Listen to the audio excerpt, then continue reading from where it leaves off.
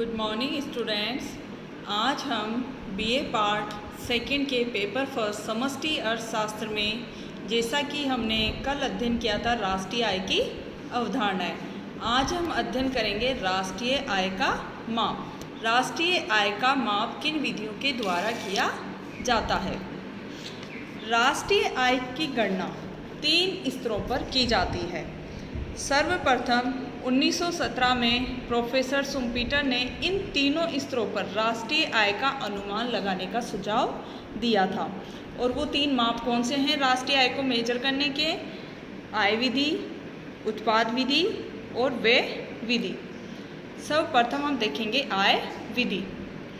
आय विधि वह विधि है जो एक लेखा वर्ष में उत्पादन के प्राथमिक साधनों जैसे कि श्रम, भूमि, पूंजी तथा उद्यम को उनकी उत्पादक सेवाओं के बदले क्रमशः मजदूरी, लगान, ब्याज तथा लाभ के रूप में किए गए भुगतान की गणना करके ही राष्ट्रीय आय का मापन किया जाता है। जैसे कि अब आय विधि में राष्ट्रीय आय का मापन कैसे करते हैं हम? कर्मचारियों के पारिश्रमिक में परिचालन अधिशेष जैसे कि लगान, ब्याज और लाभ प्लस मिश्रित आय प्लस विदेशों से प्राप्त शुद्ध साधन आय, इन सबको जोड़कर हम क्या प्राप्त करते हैं? राष्ट्रीय आय। किस विधि के द्वारा? आय विधि के द्वारा। अब सर्वप्रथम है जैसा कि कर्मचारियों का पारिश्रमिक। इसके अंतर्गत उत्पादकों द्वारा किए गए वे सभी भुगतान जो उनके द्वारा अपने कर्मचारियों को मजदूरी तथा वेतन के रूप में, नगद और किस्म में, और कर्मचारियों की सामाजिक सुरक्षा योजनाओं और निजी पेंशन, पारिवारिक भत्ता, आकस्मिक बीमा, जीवन बीमा और ऐसी अन्य योजनाओं से मालिकों के योगदान के रूप में अथवा आरोपित मूल्य के रूप में किसको दिया जाता है? कर्मचारियों को जो पारिश्रमिक दिया जाता है उसका जोड़। अब कर्मचारियों को जो आय प्राप्त होती है वो प्लस नेक्स्ट है प्रचालन अधिशेष। अब प्रचालन अधिशेष है तो प्रचालन अधिशेष में क्या क्या इंक्लूड होता है?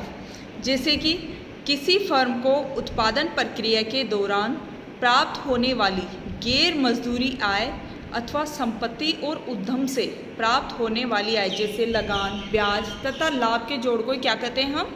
प्रचालन अधिशेष कहते हैं। जैसे लगान एक किराया होता है जो मुख्य रूप से किससे प्राप्त होता है? भूमि या इमारतों के स्वामित्व से प्राप्त होती है। जैसे भूमि और मकानों के स्वामियों को एक निश्चित समय के लिए भूमि और मकान की सेवाओं का उपयोग करने का अधिकार वो किसी दूसरे व्यक्ति को देते हैं। उसके बदले में जो वो किराया प्राप्त करते हैं, किराए के रूप में जो आय प्राप्त होती है वो क्या कहलाता है? लगान कहलाता है। जैसे मान लो बस है, ट्रैक्टर है या और भी टिकाऊ वस्तुएं हैं, उनके उपयोग की सुविधा वो किसी दूसरे को देते हैं तो उनके बदले वो दूसरे व्यक्ति से क्या लेते हैं? किराया। तो वो हो गया लगान। फिर जैसे रॉयल्टी, ये भी क्या है? एक संपत्ति आय है रॉयल्टी भी। वो कैसे है? क्योंकि जो खनिज पदार्थ होते हैं जैसे कोयला, तेल आदि, उन पे पेटेंट्स, कॉपीराइट और ट्रेडमार्क्स आदि के प्रयोग के लिए क्या किया जाता है? रॉयल्टी का यूज़ किया जाता है। ब्याज पूंजी के स्वामित्व का क्या होता है? फल होता है। पूंजी के स्वामी को अपनी पूंजी बैंक में जमा करने, ऋण पत्र, बॉन्ड आदि खरीदने तथा पूंजी को उधार देने के बदले जो आय प्राप्त होती है उसे क्या कहते हैं हम? ब्याज कहते हैं। तो इस प्रकार से प्रचालन अधिशेष में हम किस किस को शामिल करते हैं? लगान हुआ, ब्याज हुआ, लाभ हुआ और रॉयल्टी आदि। उसी प्रकार से अब लाभ पे, अब लाभ कितने प्रकार का होता है? एक तो अवितरित लाभ होता है और एक लाभांश होता है। ये अवितरित लाभ उद्यमी द्वारा निगम लाभ कर का भुगतान करने के लिए, अप्रत्याशित खर्चों को सहन करने के लिए तथा निगम बचत के लिए प्रयोग किया जाता है, जिसे भी हम किस में इंक्लूड करते हैं? राष्ट्रीय आय में। अब लाभ का ही दूसरा हिस्सा है लाभांश। लाभांश लाभ का वह भाग होता है जो हिस्सेदारों में बांटा जाता है। हिस्सेदारों को लाभांश के रूप में प्राप्त होने वाली आय फर्मों के कुल लाभ पर निर्भर करती है। इस प्रकार से प्रचालन अधिशेष में हम शामिल करेंगे लगान, ब्याज और लाभ। नेक्स्ट है मिश्रित आय। स्वरोजगार की मिश्रित आय से अभिप्राय स्व लेखा श्रमिकों की कुल आय तथा अनिगमित उद्यमों के सर्जित लाभ से है।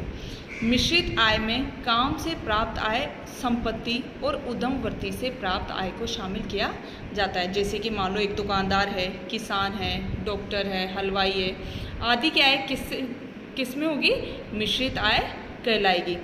मिश्रित आय उन व्यक्तियों को प्राप्त होती है जो ग्रस्तों के रूप में साधन सेवाएं प्रदान करते हैं तथा उत्पादकों के रूप में वस्तुओं व सेवाओं के उत्पादन के लिए अपनी साधन सेवाओं का प्रयोग करते हैं। नेक्स्ट है विदेशों से प्राप्त शुद्ध साधन आय। किसी देश के निवासियों द्वारा विदेशों में प्रदान की गई साधन सेवाओं के बदले में प्राप्त आय तथा एक देश की घरेलू सीमा में गैर निवासियों द्वारा प्रदान की गई साधन सेवाओं के बदले में भुगतान की गई आय के अंतर को ही क्या कहते हैं? विदेशों से प्राप्त शुद्ध साधन आय कहा जाता है। तो इस प्रकार से आय विधि के द्वारा कर्मचारियों का पारिश्रमिक, प्रचालन आदि से जिसमें हम लगान ब्याज लाभ को इंक्लूड करते हैं, प्लस मिश्रित आय प्लस विदेशों से प्राप्त शुद्ध साधन आय का जोड़ करके राष्ट्रीय आय ज्ञात की जाती है। नेक्स्ट है उत्पाद विधि। उत्पाद विधि वह विधि है जो एक लेखा वर्ष में घरेलू सीमा के अंतर्गत प्रत्येक उत्पादक उद्यम के योगदान की गणना करके राष्ट्रीय आय को मापती है। अब उत्पाद विधि दो प्रकार की होती है, एक तो अंतिम उत्पाद विधि और एक मूल्य वृद्धि विधि। अब अंतिम उत्पाद विधि के अंतर्गत हम किन किन को शामिल करते हैं? जैसे उपभोक्ता वस्तुओं का उत्पादन, इसके अंतर्गत हम चालू वर्ष से उत्पादित अंतिम वो गैर टिकाऊ वस्तुएं जैसे दूध, मक्खन आदि और टिकाऊ वस्तुएं जैसे मान लो TV, car set, washing machine आदि, साथ ही सेवाओं के मूल्य को शामिल किया जाता है। नेक्स्ट है पूंजीगत वस्तुओं का उत्पादन। इसके अंतर्गत निजी क्षेत्र द्वारा देश में किया गया स्टॉक निवेश या स्थायी पूंजी निर्माण इसको इंक्लूड करते हैं। साथ ही सरकार द्वारा उत्पादित अंतिम वस्तुएं जैसे रेलें, सड़कें, पुल, नहरें आदि की लागत और जैसे सरकार के द्वारा जो सेवाएं प्रदान की जाती है जैसे पुलिस, शिक्षा, कानून व्यवस्था आदि पर जो व्यय किया जाता है, इन सब के व्यय को जोड़कर हम क्या करते हैं? अंतिम उत्पाद विधि के द्वारा राष्ट्रीय आय की गणना करते हैं। नेक्स्ट है इसी के दूसरा पार्ट मूल्य वृद्धि विधि। मूल्य वृद्धि विधि में राष्ट्रीय आय को मापने के एक अन्य विधि है, उत्पाद विधि का ही एक दूसरा भाग है। इस विधि के अनुसार उत्पादन प्रक्रिया में एक देश की विभिन्न उत्पादन इकाइयों द्वारा की गई कुल मूल्य वृद्धि द्वारा राष्ट्रीय आय का अनुमान लगाया जा सकता है। अब मूल्य वृद्धि विधि में भी वही जैसे उत्पादन का मूल्य शामिल करते हैं, मध्यवर्ती उपभोग का मूल्य और स्थायी पूंजी का उपभोग, इन सब का जोड़ करके ही हम मूल्य वृद्धि विधि के द्वारा राष्ट्रीय आय की गणना करते हैं। जैसे अर्थव्यवस्था के तीनों क्षेत्र हैं, प्राथमिक, द्वितीयक और तृतीयक। इन तीनों क्षेत्रों की सभी उत्पादन इकाइयों द्वारा की गई शुद्ध मूल्य वृद्धि को जोड़कर बाजार कीमत पर शुद्ध घरेलू उत्पाद प्राप्त किया जाता है। इसमें से जो हमने बाजार कीमत पर शुद्ध घरेलू उत्पाद प्राप्त किया है उसमें से अप्रत्यक्ष करों को घटाने से हमें क्या प्राप्त होता है? साधन लागत पर शुद्ध घरेलू उत्पाद प्राप्त होता है। और अंत में विदेशों से प्राप्त शुद्ध साधन आय को साधन लागत पर शुद्ध घरेलू उत्पाद में जोड़कर राष्ट्रीय आय का मूल्य ज्ञात किया जाता है। नेक्स्ट व्यय विधि। इस विधि के द्वारा राष्ट्रीय आय की गणना एक वर्ष में देश की घरेलू सीमा के अंतर्गत उत्पादित वस्तुओं और सेवाओं पर होने वाले अंतिम व्यय को जोड़ लिया जाता है। इस कुल जोड़ का मूल्य बाजार कीमत पर शुद्ध घरेलू उत्पाद के मूल्य के बराबर होता है। अब व्यय विधि के द्वारा जब हम राष्ट्रीय आय की गणना करते हैं तो हम किस किस को इंक्लूड करते हैं? निजी अंतिम उपभोग व्यय, सरकारी अंतिम उपभोग व्यय प्लस सकल स्थायी पूंजी निर्माण प्लस स्टॉक में परिवर्तन प्लस शुद्ध निर्यात। जैसे निजी अंतिम उपभोग व्यय में हम किस किस को इंक्लूड करेंगे? जैसे घरेलू बाजार में उपभोक्ता परिवारों तथा निजी गैर लाभकारी संस्थाओं को टिकाऊ उपभोग वस्तुएं, अर्ध टिकाऊ उपभोग वस्तुएं, नाशवान वस्तुएं और सेवाएं जिनकी अंतिम बिक्री की जाती है, उन सबको हम किस में शामिल करेंगे? निजी अंतिम उपभोग व्यय में इंक्लूड करेंगे। फिर है सरकारी अंतिम उपभोग व्यय। सरकारी अंतिम उपभोग व्यय की गणना करने के लिए उद्यमों द्वारा सरकार को बेची गई कुल बिक्री की मात्रा को फुटकर कीमतों से गुणा कर दिया जाता है। साथ ही उसमें कर्मचारियों के पारिश्रमिक को भी जोड़ दिया जाता है तथा विदेशों से की गई खरीद को भी जोड़ा जाता है। किसमें? सरकारी अंतिम उपभोग व्यय में। नेक्स्ट है स्व उपभोग के लिए उत्पादन। स्व उपभोग के लिए उत्पादन भी अंतिम उपभोग व्यय का ही क्या है? एक भाग है। इसका आरोपित मूल्य ज्ञात करने के लिए इसकी मात्रा को बाजार में उसी प्रकार की वस्तु की प्रचलित कीमतों से गुणा कर दिया जाता है और इसे अंतिम उपभोग व्यय में शामिल कर लिया जाता है। नेक्स्ट सकल घरेलू पूंजी निर्माण। अब सकल घरेलू जो पूंजी निर्माण है उसमें हम किस किस को इंक्लूड करेंगे? जैसे निर्माण पर व्यय। अब निर्माण पर व्यय, जैसे निर्माण पर किए जाने वाले व्यय की गणना कैसे करते हैं? जो निर्माण सामग्री है, जैसे मान लो सीमेंट, स्टील, ईंट, श्रम, पूंजी, साधनों की मात्रा को उनकी कीमतों से गुणा कर दिया जाता है। इस प्रकार की गई व्यय गणना को क्या कहते हैं? जीन्स प्रवाह विधि कहते हैं। नेक्स्ट जैसे मशीनरी और उपकरण पर अंतिम व्यय, स्टॉक में परिवर्तन पर व्यय, जैसे मान लो स्टॉक में होने वाली भौतिक परिवर्तनों पर किए जाने वाले व्यय की गणना करने के लिए भौतिक परिवर्तन की मात्रा को किससे गुणा कर देते हैं? बाजार कीमतों से गुणा कर दिया जाता है। नेक्स्ट है शुद्ध निर्यात। अंत में विदेशों से शुद्ध निर्यात के मूल्य की गणना की जाती है। अब हम ये देखेंगे शुद्ध निर्यात कैसे ज्ञात करते हैं। निर्यात व आयात की गई वस्तुओं और सेवाओं के मूल्य में अंतर को क्या कहते हैं? शुद्ध निर्यात कहा जाता है। अब मान लो यदि कुल आयातों का मूल्य कुल निर्यातों के मूल्य से अधिक है तब इनके अंतर को सकल राष्ट्रीय व्यय के अनुमान के लिए कुल व्यय में से घटा दिया जाएगा। यदि कुल आयातों का मूल्य कुल निर्यातों के मूल्य से कम है तब क्या होगा? तब सकल राष्ट्रीय व्यय का अनुमान लगाने के लिए इनके अंतर को कुल व्यय में क्या कर लिया जाएगा? जमा कर लिया जाएगा। इस प्रकार से व्यय विधि के द्वारा राष्ट्रीय आय की गणना करने के लिए निजी अंतिम उपभोग व्यय, सरकारी अंतिम उपभोग व्यय, सकल स्थायी पूंजी निर्माण, स्टॉक में परिवर्तन और शुद्ध निर्यात के को जोड़कर राष्ट्रीय आय की गणना की जाती है।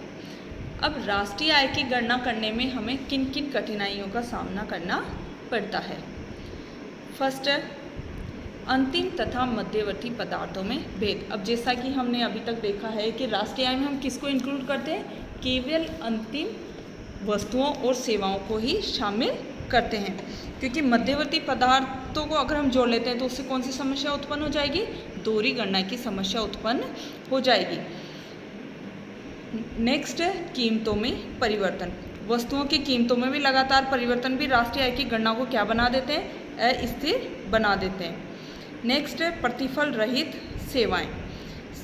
सामान्यतः केवल उन्हीं सेवाओं को राष्ट्रीय आय में शामिल किया जाता है जिनको मुद्रा द्वारा मापा जा सकता है, अर्थात जिनके बदले में प्रतिफल दिया जाता है। लेकिन वास्तविक जीवन में ऐसी कई सेवाएं हैं जिनको मुद्रा द्वारा मापा नहीं जा सकता। जैसे अध्यापक द्वारा स्कूल या कॉलेज में पढ़ाने पर वेतन तो मिलता है, परंतु वही सेवाएं वह अपने ही बच्चों को घर में पढ़ाने के लिए अर्पित करे तो कोई भी वेतन नहीं मिलता है। नेक्स्ट है दोहरी गणना की समस्या। जैसे कई बार राष्ट्रीय आय की गणना करते समय ये कठिनाई उत्पन्न होती है कि राष्ट्रीय आय की दोहरी गणना न हो जाए। दोहरी गणना किसे कहेंगे हम? किसी वस्तु के मूल्य को 2 या 2 से अधिक बार गिने जाने से है। जैसे मान लो एक लकड़ारा एक लकड़ी का हिस्सा किसी बढ़ई को 20 रुपये में बेचता है। अब बढ़ई उस लकड़ी के उस हिस्से को मेज बनाकर कितने रुपए में बेचता है? आगे फर्नीचर वाले को 40 रुपये में बेचता है। अब यदि लकड़ी की कीमत को हर बार की कीमत से जोड़ा जाए तो इस हिसाब से राष्ट्रीय आय में 60 रुपये की वृद्धि हो जाएगी, जबकि वास्तव में वृद्धि केवल कितने की हुई है? 40 रुपये की हुई है। तो ऐसी दोहरी गणना से राष्ट्रीय आय का अनुमान क्या हो जाता है? बढ़ जाता है। इसीलिए राष्ट्रीय आय की गणना करते समय दोहरी गणना की समस्या भी एक बड़ी समस्या होती है। नेक्स्ट है विदेशी कंपनियों की आय। जिन देशों में विदेशी कंपनियों द्वारा काफ़ी मात्रा में उत्पादन किया जाता है वहाँ पे ये कठिनाई अधिकतर आती है, क्योंकि उनकी आय को किस प्रकार राष्ट्रीय आय में सम्मिलित किया जाए, क्योंकि उनकी कुल आय में से कुछ भाग तो लाभांश के रूप में बाहर चला जाएगा और कुछ उस देश में ही रह जाता है जहाँ वो कंपनियाँ काम कर रही है। नेक्स्ट है वस्तु विनिमय का होना। अल्प विकसित देशों में के पिछड़े क्षेत्रों में अभी भी वस्तु विनिमय की प्रणाली प्रचलित है। वस्तु विनिमय प्रणाली क्या होती है? इसमें मुद्रा के रूप में लेन देन ना करके किसके बदले में किया जाता है? वस्तुओं के बदले में वस्तुओं का लेन देन किया जाता है। नेक्स्ट है अविश्वसनीय आंकड़े। अल्प विकसित राष्ट्रों में सामान्यतः शिक्षा के अभाव में प्राय उत्पादन व्यय आदि का सही आंकड़ा नहीं रखा जाता है, जिससे भी राष्ट्रीय आय की गणना में कठिनाई उत्पन्न होती है। नेक्स्ट है व्यावसायिक वर्गीकरण का अभाव। जैसे अल्प विकसित राष्ट्रों में लोगों के व्यावसायिक वर्गीकरण का भी अभाव पाया जाता है। जीवन निर्वाह के उद्देश्य से कुछ व्यक्ति कई प्रकार के काम धंधों में संलग्न रहते हैं। जैसे मान लो कोई एक किसान है, तो वो किसान अकाल और सूखा पड़ जाता है तो वो कहाँ चला जाएगा, शहर में काम करने के लिए चला जाएगा, और जैसे ही मान लो अच्छी बारिश वगैरह हो जाती है तो वो वापस गांव में आ जाएगा। नेक्स्ट है स्व उपभोग के लिए उत्पादन। जैसे भारत क्या है, एक कृषि प्रधान देश है, तो कृषि उत्पादन का काफ़ी भाग भारत में स्व उपभोग के लिए प्रयोग किया जाता है और इसका किसी प्रकार का कोई मूल्यांकन और लेखा जोखा नहीं किया जाता है। तो इस प्रकार से उत्पादन की कुल मात्रा में ये भाग शामिल नहीं किया जा सकता। तो इस प्रकार से ये राष्ट्रीय आय की कुछ कठिनाइयाँ हैं जो हमें राष्ट्रीय आय की गणना करते समय होती है। Thank you.